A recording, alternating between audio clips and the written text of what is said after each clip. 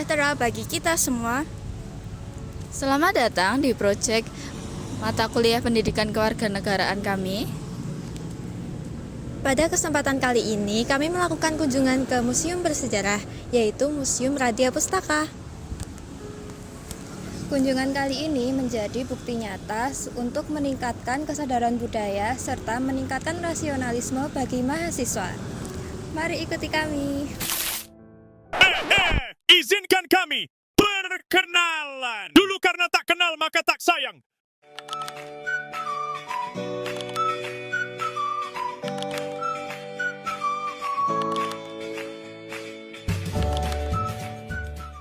Di tengah riuhnya modernisasi kota Surakarta, berdiri kokoh sebuah ruang pelestari waktu.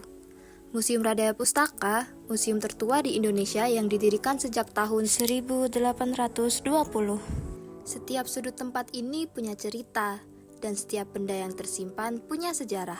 Menjelajahi masa lalu untuk merawat masa depan, inilah dokumentasi kunjungan kami di Museum Radia Pustaka Surakarta. Saat ini kami berada di Museum Radia Pustaka. Museum ini merupakan museum tertua di Indonesia yang telah berdiri pada tahun 1890. Museum ini berfungsi sebagai sarana penyimpanan kebudayaan Jawa.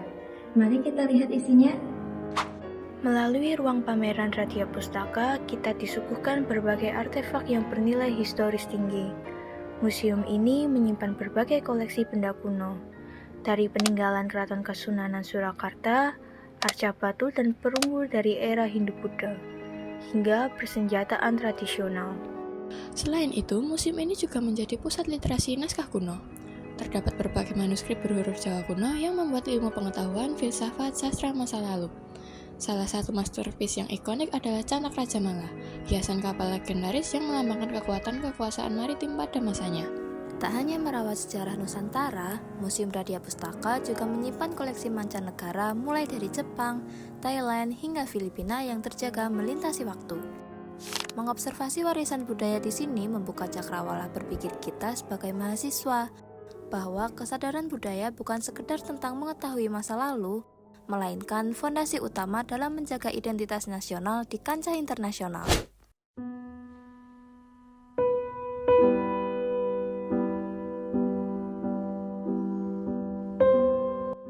Setelah memahami kebudayaan yang berada di Museum Radia Pustaka, kami melanjutkan perjalanan ke Monumen Pers untuk meninjau perjuangan sejarah bangsa Indonesia. Monumen Pers Nasional menyimpan dokumentasi perkembangan pers di Indonesia. Koleksinya meliputi jutaan surat kabar dari kolonial hingga era reformasi, mesin ketik, dan peralatan dokumentasi yang digunakan oleh para wartawan pejuang. Salah satu artefak penting di sini adalah radio pemancar kambing. Pemancar portable ini memiliki andil besar dalam menyebarluaskan berita pro-Damasi dan perjuangan mempertahankan kemerdekaan Indonesia saat terjadi agresi militer. Monumen Pers Nasional juga menawarkan ruang belajar yang tak terbatas melalui fasilitas perpustakaannya. Menatap lembaran-lembaran pers dari berbagai era memperluas sudut pandang kita sebagai mahasiswa. Tempat ini membuktikan bahwa literasi adalah senjata utama dalam menjaga nalar kritis dan memperkuat identitas bangsa. Tempat ini memiliki nilai historis yang monumental bagi dunia jurnalistik di Indonesia. Melalui rekam jejak versi monumen ini, aspek nasionalisme kita kembali diuji dan disegarkan. Kita diingatkan bahwa perjuangan bangsa tidak hanya dilakukan secara fisik, melainkan juga melalui gagasan, literasi, dan penyebaran informasi yang objektif. Tak hanya menyimpan arsip cetak, Monumen Pers Nasional juga merawat alat komunikasi tradisional yang bernilai sosial tinggi. Di sini kita bisa menemukan kentongan, instrumen media tradisional yang dulu digunakan masyarakat untuk menyampaikan kabar. Ada pula tahore, alat komunikasi unik dari cangkang keong yang dulu digunakan sebagai alat penyampai informasi. Serta tifa, genderang tradisional yang kerap digunakan oleh raja untuk memanggil rakyatnya berkumpul. Koleksi ini menjadi bukti nyata bagaimana informasi telah menggerakkan peradaban sejak dahulu kala. Di gedung inilah pada 1946 PWI dibentuk sebagai pilar perjuangan kemerdekaan. Sebagai kesimpulan, kunjungan ke Museum Radia Pustaka dan Monumen Pers Nasional memberikan pemahaman yang holistik bagi kami. Kesadaran budaya membentuk karakter kita agar tidak kehilangan arah.